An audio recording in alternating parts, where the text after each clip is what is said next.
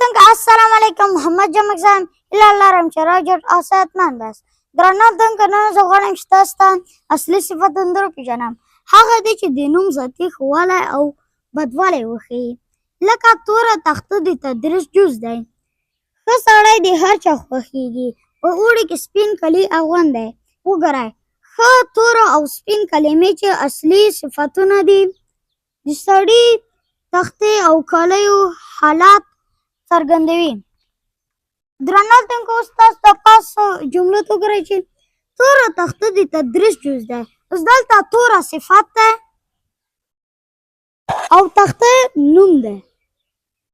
یعنې دا توروالی د تختې ذاتي صفت دی.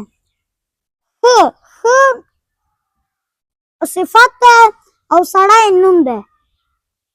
یعنې دلته ښهوالی د سړي ذاتي حیثیت دی. په اوړي کې سپین کالي اغوندی. دلته سپین صفت دی او کالي نوم دی. یعنې دلته سپینوالی ذاتي حیثیت دی. درنه لیدونکو نن زما تاسو ته اصلي صفتونه در وپېژندل. هیله لرم چې یو څه مو ترې زده کړي وي. زما یوټیوب چینل در سره سبسکرایب کړئ. د راتلونکي خپرونې پورې مو په لاره سپارم. الله مو مل شه.